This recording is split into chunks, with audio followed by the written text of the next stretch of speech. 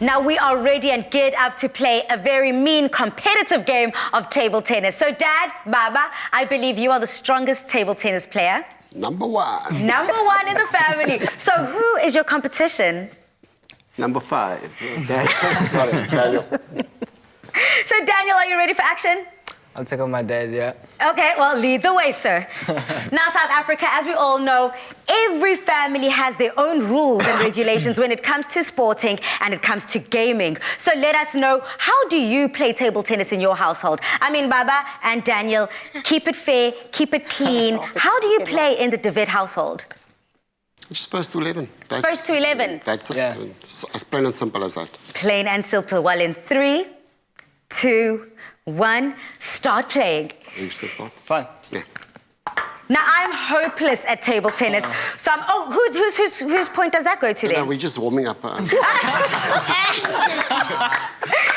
we speak about just warming up, I have to find out from Mom, there's a rule that is no cheating. No matter what, no one can cheat. So how important is not cheating, playing fair, and making sure that the winner takes home the prize?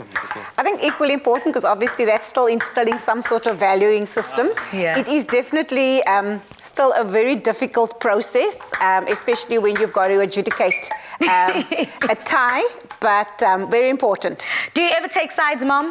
Always. Who's the side 2? Are you an underdog type of mom, or are you winner's number 1? No, I'm an underdog, depending on who's the underdog. Okay. If it's Dad, I'm a winner takes it all. Winner takes it all. Well, gentlemen, how's the scoreboard looking right now? I'll get it. We'll start now. I think I've warmed up enough. At least to be sure to get 1 point at least. Okay, I'll keep this ball. Start. I love this.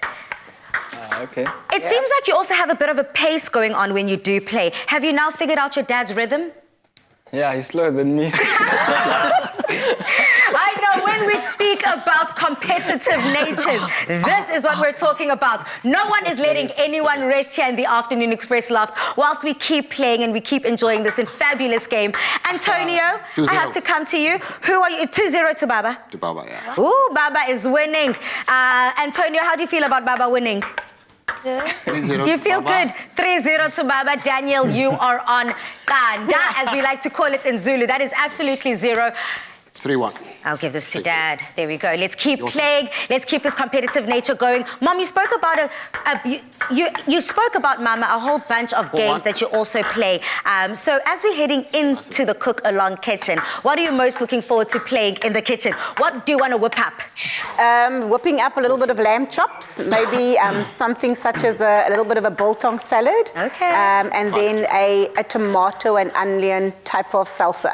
I'm looking forward to all of that. Now, Mzansi, as we're finishing off this very competitive game, it seems like Baba's in the lead. Please do head over to our Afternoon Express website to get the full ingredients list and recipe to be cooking along on this famous Tuesday Afternoon Express cook-along. Joanne, I want to find out, what do you have up your sleeve in the Afternoon Express kitchen? I think a little bit of a De Wet favorite. Please, the first disclaimer, we're not professional cooks, but a little bit of a tomato and avo salsa, a family favorite, biltong pasta. Demba will be cooking up a bit of Moroccan lamb chops, served with some sweet potato fries. Delicious. What's the first step in whipping this up? I think the first step for whipping this up is I'm going to start with the pasta salad, if you'd prefer. So what I would literally do, I'll just put a little bit of olive oil in the pan. See, the pan is already heated. Okay. Just a little bit of olive oil, moisten the pan a little bit. I would typically add some of my pasta at this stage. Very easy, very simple. Okay, and that pasta was already just prepared quite normally. You boiled it, light seasoning, salt and pepper, and now you're just frying it up. I'm just frying it up. I'll add a little bit of the light seasoning now already, because it is quite a quick recipe, so you'll see a little bit of a generous serving of salt and pepper. And just to keep it moist, I'm going to add some of the oil that we've left at the end. Can I lower the temperature? Of course. I'm just going to lower it a little bit. I'm going to cut up some feta cheese. Okay, then, Mama, what do you want them to start cooking over on that other side? I think we can start with the lamb chops. So I think for Denver, it's just to season the lamb chops with some of the Moroccan spice he's got in front of him. Okay. And just generally season on both sides, Denver. So, Joanne, what is it about food and cooking and bringing the family together that's so special for you? I think, you know what, it brings about new memories. I think, you know, when you feel good about something and it's something that we all rally around, it becomes memorable. So that's for me is important as well as a family, especially a mother with boys. I think this is that time that I use to whip up something that comes out of my hands. And it's a personal favorite from my side, which we tend to enjoy. Now, when it comes to feeding your sons and seeing those smiles on their faces, do you always feel like you have to better yourself? You know, each recipe needs to be better than the last. Yes, I think it's important. And I also take a feedback. You know, if it's something that they like or didn't like, you know, I take that into consideration. I do always try and find an opportunity to include a mixture of vegetables. Some a little bit more exotic, similar to the tomatoes that you are cutting now. Yes. For the salsa. You'll see here, I have a generous serving of feta cheese as well.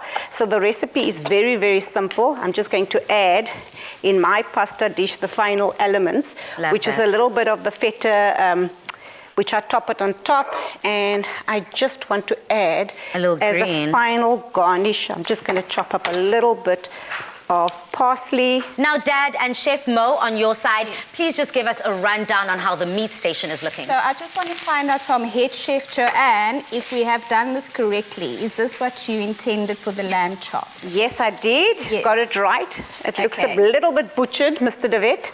So I'm going to neaten it up. I think neatness sometimes is important for me, but I also don't want to burn the pasta, so I'm just trying to put that off at the same time. So are we ready to get these on the grill? Yes, maybe just brush it, Denver. Brush your skillet with a little bit of olive oil. So bring the bowl, yeah. Yeah. And we've preheated the grill so that it gets that nice little char flavors and color on it. I love that. Now, Chef Mo, do you want to give us a quick recap as to the meat station and how that salsa is happening on your side? I can see that you use skewers as well in the meat. Yes, this is actually Head Chef Joanne's top tip, is skewering the meat so that you can just render the fat off of the chops. I think that's a top tip right there. I love that. Perfect. Then how do you ensure that your skewers don't burn?